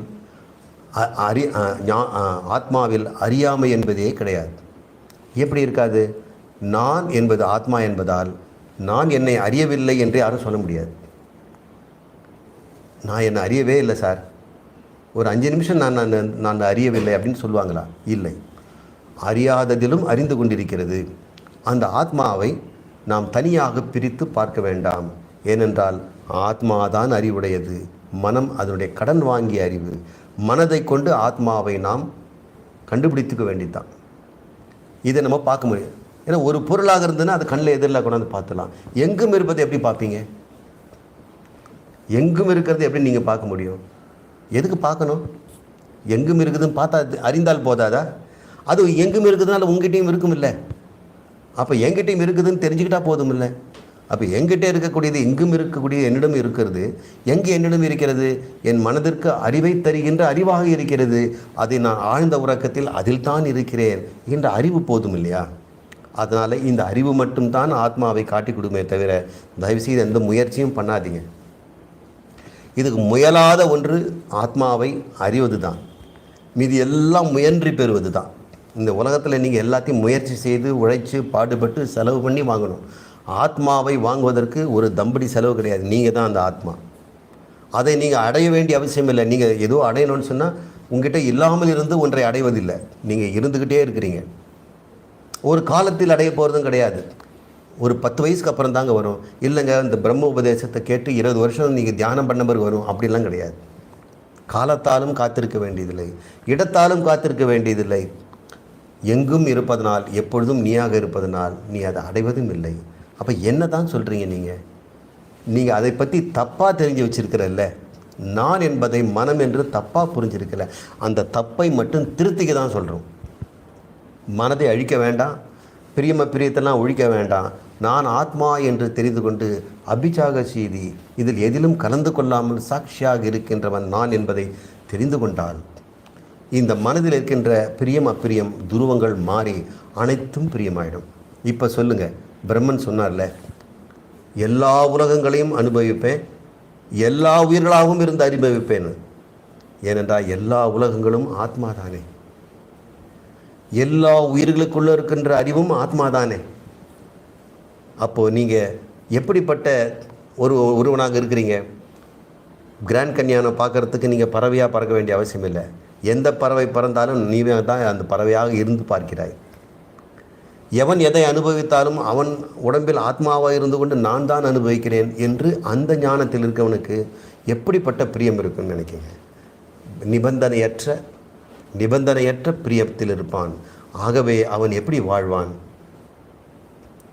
அதே மனைவியோடு, அதே குழந்தைகளோடு, அதே நண்பர்களோடு, அதே வண்டி வாகனத்தோடு, அதே கேளிக்கையோடு, உறவினரோடும் எல்லாரோடும் சேர்ந்து அவன் வாழ்ந்து கொண்டிருக்கிறான். அவன் யாரையும் வேண்டாம் என்று சொல்வதில்லை, வேண்டும் என்றும் கேட்பதில்லை. அதே உறவினர்கள், அதே உலகம், அதே நோய் நொடிகள், அதே உடம்பு வேற. அந்த ஞானி சம்சாரிகள் எங்கே வாழறாங்களோ அதே உடம்பில் தான் அவன் வாழ்கிறான். ஞானம் பெறுவதற்கு முன் எந்த உடம்புல இருந்தாலும் அந்த உடம்பு தான். அந்த உடம்பு மாறப்போவதில்லை. அதில் இருமல் வரலாம், சளி வரலாம், அதே மாதிரி அனுபவிக்கிறான். சாட்சியாக இருந்து கொண்டு பார்க்கிறான். அதில் வெறுப்பு இல்லாமல் இருக்கிறான். இந்த வெறுப்பு நீக்கம்தான். நான் ஆசையை நீக்க சொல்லலை, வெறுப்புகளை நீக்குங்கள். வெறுப்புகள் நீங்கிய ஆசை எப்படிப்பட்டதாக இருக்கும்? தூயதாக, அன்பாகத்தான் இருக்க முடியும். வெறுப்பு ஒன்று தான் ஆசையை காமமாக மாற்றுகிறது. வெறுப்பு நீங்கிய ஆசை அது ஆசைனே சொல்ல முடியாது. அது பரங்கருணை, அது தயை, கிருபை, அது அன்பு என்று அவர் சொல்கிறார். இது தாங்க ஆத்ம ஞானத்தினுடைய பலன். இந்த பலனுக்காக தான் நம்ம எல்லாமே பார்க்குறோம். என்னால் உனக்கு எல்லாமே அளவற்றதாக இருக்கணும்னு ஆசைப்படுறார். அந்த அளவற்றதை அளவுடையதாக மாற்றுவது பிரியமும் அப்பிரியமும் தான். ஒரு பொருள் அளவற்ற இன்பம் தருவதற்கு தடையாக இருப்பது என்ன? அது அழிந்து விடுமோ என்ற ஒரு பயம், அதன் மீது இருக்கின்ற அப்பிரியம், அது தேய்ந்து போகும், தீர்ந்து போகின்ற ஒரு குறை. இதெல்லாம் நீங்கிய பிறகு அந்த மனம் எப்படி இருக்கும்? மனம் ஒன்றாகிவிடும். அதில் பிளவு, ரெண்டாக தானே பிளவுபட்டது, இப்போ ஒன்றாயிடுச்சு. இப்போ ஏற்கனவே ஆத்மா ஒன்று இருக்குது, இப்போ ரெண்டுன்னு சொல்ல முடியுமா? ஆத்மாவும் பிளவுபடாதது, மனமும் பிளவுபடாதது. இனிமேல் எதுக்கு மனம் ஆத்மான்னு ரெண்டு சொல்கிறீங்க? ரெண்டு கிடையாது, ஒன்றே ஒன்று தான் இருக்கிறது. இதுதான் அத்வைத சித்தி என்று பெயர்.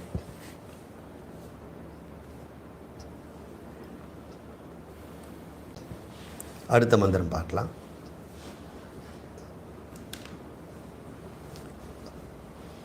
அது தொடர்ச்சி.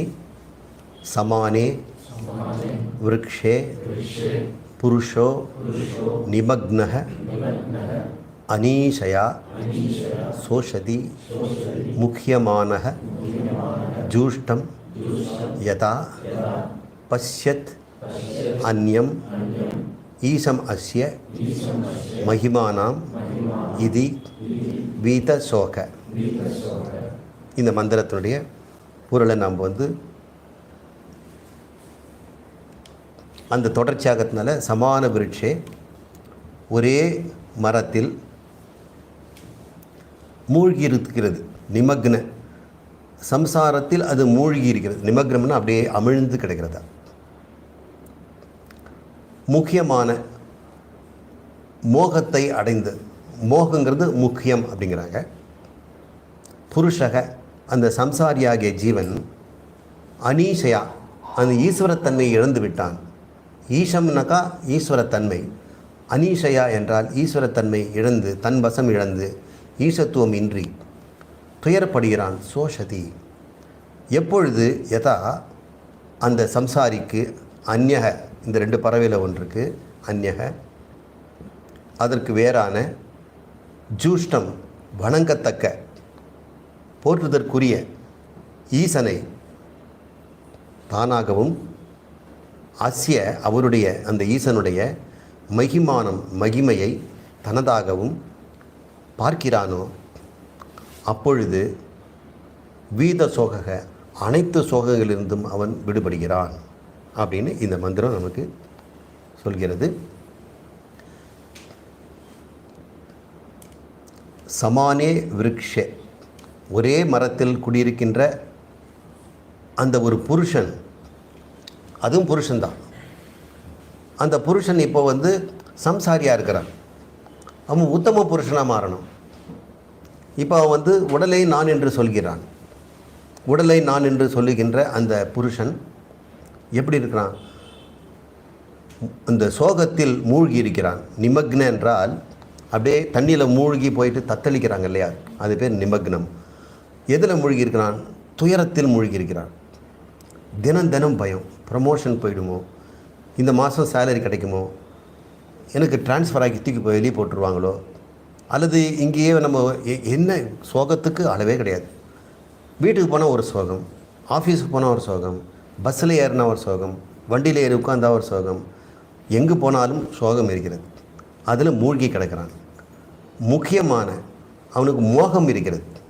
மோகத்திலும் அவன் மூழ்கி இருக்கிறான். மோகம் என்பது என்ன? ஒரு பொருளுக்கு உரிய மரியாதைக்கு மேலான மரியாதையை கொடுக்கிறது. தான் பிடித்த முயலுக்கு 3 கால் அப்படின்னு சாதிக்கிறது. இப்படி புத்தி தான் செய்யும். மனம் என்ன சொல்கிறதோ அதை அப்படியே தாளம் போட்டு ஒப்பிக்கிறது பேர் மோகம்னு பேர். உங்கள் மனசு ஒன்று பிடிச்சதுன்னு வச்சுங்களேன், புத்தி என்ன சொல்ல தெரியுமா? இதை விட வசதியே கிடையாது அப்படின்னு நான் 4 பேர்கிட்ட தம்பட்டம் அடிக்கும். ஒரு பொருள் ஏதாவது ஒரு கடையில் வாங்கிட்டு வந்துட்டான்னா அதை பக்கத்து வீட்டுக்காரன் இதை போய் வாங்கிட்டு இருக்கீங்க, 500 ரூபா கொடுத்தீங்களா அப்படின்னு சொல்லுவான். அதுக்காக என்ன சொல்ல, இல்லை 500 ரூபான்னு விலை போட்டு நாங்கள் வாங்குவேனா, நான் வெறும் 250 ரூபாய் தான் வாங்கிட்டு வந்தேன், இவன் 550 ரூபாய் வாங்கிட்டு வந்துருக்கிறான். இதுதான் மோகம். மனம் சொல்லியதை இவன் திருத்தணும் இல்லை, முட்டாள்தனமாக அவன் சொல்கிற மாதிரி கேட்காம நம்ம இப்படி அதிக விலை கொடுத்து வாங்கியிருக்கிறோமே, நம்மளை நல்லாவே ஏமாத்திருக்கிறானேன்னு சொல்லாமல், நீங்கள் சொல்கிறதெல்லாம் கிடையாது சார், இது ஒரிஜினலு அப்படின்னு இதெல்லாம் என்னெல்லாம் இட்டு கட்டி தன்னுடைய தவறை மறைக்க பார்க்குறோன்னா அது பேர் மோகம்னு பேர். மோக வசப்பட்டான்னு அர்த்தம். மரியாதை இல்லாததுக்கு மரியாதை கொடுக்குறது, அளவுக்கு அதிகமான முக்கியத்துவத்தை தருவது மோகம். அப்படி மோகமும் நமக்கு பிரச்சனை தானே கொடுக்குது. ஏன்னா பிரியம் அப்பிரியம் எதனால் உண்டாகுது? ஒரு பிடிச்ச பொருள் அதை பற்றி ஆஹா ஓஹோன்னு சொல்லிகிட்டே இருப்பாங்க. அது கொஞ்சம் பிடிக்கலன்னு போச்சுன்னு வச்சுங்க, அது கண்டுக்கவே மாட்டேங்க. நம்ம ஒன்றுமே சொல்ல மாட்டேங்கிறீங்க சார், அதை பற்றி என்ன சொல்கிறது அப்படின்னு சொல்லுவான். அப்படிப்பட்ட ஒரு சோகத்திலும், சோஷத்தி என்றால் சோகம், முக்கியமான என்றால் இந்த மோகத்திலும் அவன் மூழ்கி கிடக்கிறான். அதனால் என்னாச்சு? அவன் அனீஷையா, அவன் ஈசத்துவத்தை இழந்து விடுகிறான். உண்மையிலேயே அந்த ஆத்மாவாக இருப்பதனால அவன் நான் என்பது ஆத்மா என்பதை அறியாததினால் அவன் ஈசன் நான் என்பதை அறியாதவனாக இருக்கிறான். ஏனென்றால் ஆத்மாதான் பிரம்மம், ஆத்மாதான் கடவுள், ஆத்மாதான் பரமேஸ்வரன்.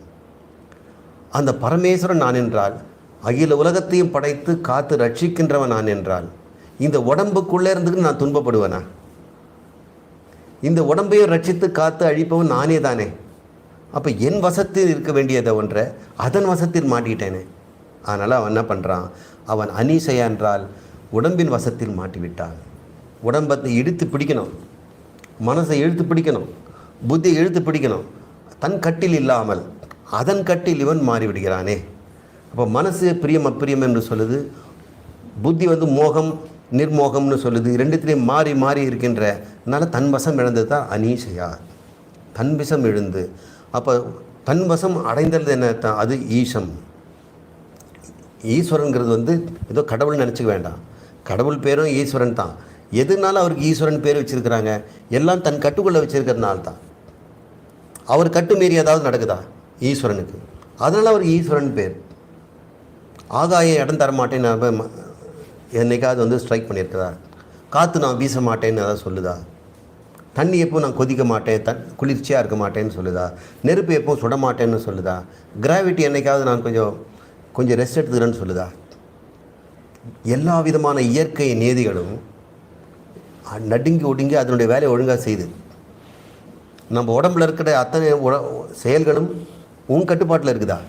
நீ என்னைக்காவது நீ ஏப்பம் விடாமல் இருக்க முடியுமா? அது வந்துடும். உன்னால் முடியாது. தூமல் இல்லாமல் இருக்க முடியுமா? முடியாது. யார் கட்டுப்பாட்டில் இதெல்லாம் இருக்குது? உடம்பின் கட்டுப்பாட்டில். உடம்பை நிர்வாகம் பண்ணுற ஈஸ்வரன் கட்டுப்பாட்டில் இருக்குது. அவர் தான் இந்த உடம்பை கட்டுப்பாட்டில் வச்சுருக்கிறார். எப்போ முடி நரைக்கணும், எப்போ பல்லு விழணுங்கிறதெல்லாம் அவருடைய கட்டுப்பாடில் இருக்குது. நாம் நினச்சி ஒரு பல்லை விழ வைக்க முடியாது, நாம் நினச்சி இந்த முடியை நரைக்காமல் பண்ண முடியாது. அது நினைக்கிறது. அதுதான் ஈசத்துவம்னு பேர். அவர் ஒவ்வொரு அணுவையும் அவர் கலந்து வச்சிருக்கிறார், ஒவ்வொன்றையும் அவர் கட்டுப்படுத்தி கொண்டிருக்கிறார். இரும்புக்கு என்ன தன்மைங்கிறது அவர் தான் இரும்பை நிர்ணயிக்கிறார். தங்கத்துக்கு என்ன தன்மைங்கிறது ஈஸ்வரன் தான் நிர்ணயிச்சிருக்கிறார். தங்கம் மரியாதை கருதி தன்னுடைய குணத்தை மாற்றிக்கொண்டதே கிடையாது. ஈஸ்வரனை மீறி தங்கம் வெள்ளியாக மாறினதோ, வெள்ளி தங்கமாக மாறினதோ கிடையவே கிடையாது. அதனால தான் தைரியமாக நம்ம வாழலாம். இந்த உலகத்தில் நம்பிக்கிட்டு இருக்கிறோம் எல்லாம் விதிப்படி இருக்கிறதுன்ட்டு. இல்லைன்னா எது ஒன்றா எங்கே நடக்கலாம். அப்படி நடக்காமல் இருப்பது காரணம் ஈசத்துவம், within the control, the sovereignty of the God. அந்த சவரனிட்டின்னு சொல்லக்கூடிய கட்டுப்பாட்டு தன்மைக்கு பேர் ஈஸ்வரம்னு பேர். அதை உடையவருக்கு பேர் ஐஸ்வர்யம்னு பேர். எவன் ஒருவன் ஐஸ்வர்யான சகல ஐஸ்வர்யங்களும் பெருக என்னன்னு அர்த்தம்? எல்லாவற்றையும் கட்டுப்பாட்டில் வைடான்னு அர்த்தம். அவனுடைய சகல ஐஸ்வர்யங்களும் கிடைக்குதுன்னு அர்த்தம். அவன் கட்டு மீறி எதுவும் செல்வதில்லை அப்படின்னு அர்த்தம். ஆனால் நாம் என்ன நினச்சிக்கிறோம்? பணம் நிறைய பேங்க்கில் இருந்ததுன்னா அது ஐஸ்வர்யம் நினைக்கிறோம். ஏன்னா நாம் நினச்சிட்டு இருக்கோம் அதை வச்சு நம்ம கட்டுப்படுத்தலான்னு. பணத்தை வாங்கி எதோ ஒன்றா கட்டுப்படுத்திடலாங்க அப்படின்னு நினைக்கிறான். ஆனால் பணத்தை உன்னால் கட்டுப்படுத்த முடியாது. பணத்தை வைத்து நீ எதோ கட்டுப்படுத்தலாம். பணம் உங்ககிட்ட எப்போ போகணும் உங்களால் சொல்லவே முடியாது. அந்த அனீஷம் என்றால் தன் வசம் இழந்து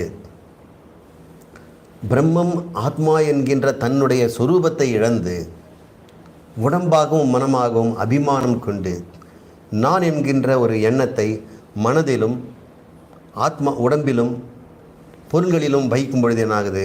பிரியம் வந்து விடுகிறது. ஆனால் அதிலிருந்து விடுபடணும்னா ஒன்றே ஒன்று, அவன் அந்த மகிமை பொருந்திய போற்றத்தகுந்த ஜூஷ்டம் அந்த ஈசனை நான் என்று அறிய வேண்டும். பஷ்யதி, எப்பொழுது அந்நியம் அந்த வேறான பறவையானது மனமானது, இங்கே பறவைக்கு பதிலாக மனம்னு போட்டு, இந்த மனமானது எப்பொழுது பார்க்கிறதோ, எதை பார்க்க வேண்டும்? அந்த போற்றத்தகுந்த கட்டி ஆளுகின்ற ஈசனை நான் என்று அறிந்து கொள்கிறதோ, அப்பொழுதுதான் பீத சோகத்திலிருந்து விடுபடுகிறது. பீதம் என்றால் விடுபடுதல். எல்லா விதமான சோகங்களிலிருந்து விடுபட்டு பேரானந்தத்தில் இருக்கிறது. இந்த பூமியிலேயே, இந்த உடம்பிலேயே, அதே வீட்டிலே, அதே குடும்பத்தில் அது இருந்து கொண்டு அனுபவிக்கிறது என்று நாம் இந்த மந்திரத்தில் புரிஞ்சுக்கிறோம். 5 நிமிஷம் இடைவெளி விட்டு நாம் மறுபடியும் சந்திப்போம்.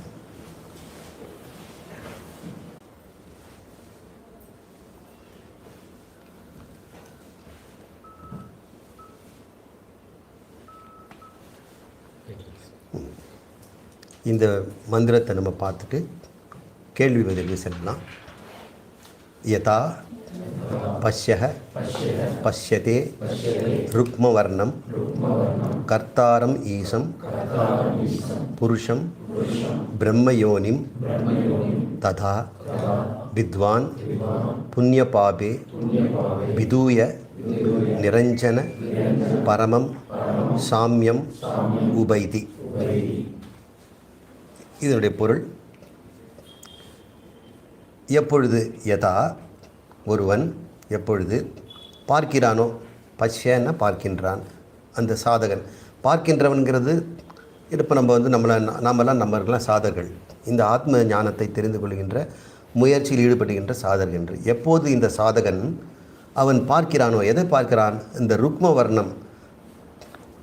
ருக்மிணி என்றால் தங்கம்னு அர்த்தம். ருக்ம வர்ணம் என்றால் தங்க நிறமாக இருக்கக்கூடிய, ஒளிர்கின்ற, தங்கம் போல் ஒளிர்கின்ற ஒரு அடைமொழி தான். அதனால் அது மாதிரி கோல்டன் கலர்லன்னு நினச்சிக்க வேண்டாம். ஏன்னா நம்முடைய ஆத்மா கோல்டன் கலரில் இருந்தால் எப்படி? தன்னை ஒருவன் அறிவது. எதை? அந்த ருக்ம வர்ணமாக இருக்கின்ற அந்த பிரம்மத்தை கர்த்தாரம் படைக்கின்ற, கர்த்திருத்துவம் அதை செய்கின்ற கர்த்தாரம், ஈசம் ஆள்கின்ற, பிரம்மயோனிம் பிரம்மா, நான்முக பிரம்மாவை படைத்த அந்த பிரம்மம், அதனால் பிரம்ம யோனிம்னு பேர். இப்போ இந்த பிரம்மங்கிற வார்த்தையை நம்ம பிரம்மத்துக்கு பயன்படுத்தும், கடவுளுங்கிற வார்த்தையில். ஏனென்றால் பிரம்ம யோனிம்னு சொல்லப்பட்டிருப்பதனால பிரம்மாவை தோற்றுவித்த அந்த ஈசம், அந்த கர்த்தாரம், அந்த ருக்ம வர்ணம், அதை ஒருவன் அந்த பிரம்மத்தை பிரம்மயோனிம் புருஷம் பச்சதே அறிந்து கொள்கிறானோ, பார்க்கிறான்னா அறிந்து கொள்கிறான், குருவினோட உபதேசத்தினால் அது நானே என்று புரிந்து கொள்கிறானோ, அப்பொழுது இங்கே யதா அப்படின்னு ஆரம்பித்தது. யதா எப்பொழுது, அப்பொழுது பார்த்த பிறகு ததா அந்த வித்வான், முன்னர் சாதகனாக இருந்தவன் இப்பொழுது அறிந்தவனாகிறான், வித்வான் ஆகிறான். அந்த ஞானி என்ன செய்கிறான், என்ன ஆகிறது, புண்ணிய பாபே பாப புண்ணியங்களிலிருந்து நீங்கி விதூயக, அதனால் அவன் தூய்மை அடைகிறான், தூய ஆத்மாவாகிறான், நிரஞ்சனம் பரமம் பூர்ணமாகிறான், ஐக்கியமாகிறான், பிரம்மத்தை நான் என்று அறிகிறான் என்று இந்த மந்திரம் சொல்கிறது. இதை நம்ம அடுத்த வகுப்பில் நாம் பார்ப்போம். ஓம் பூர்ணமத பூர்ணமிதம் பூர்ணாத் பூர்ணமுதச்யதே பூர்ணஸ்ய பூர்ணம் ஆதாய பூர்ணம் ஏவாவசிஷ்யதே. ஓம் சாந்தி சாந்தி சாந்தி. ஹரி ஓம்.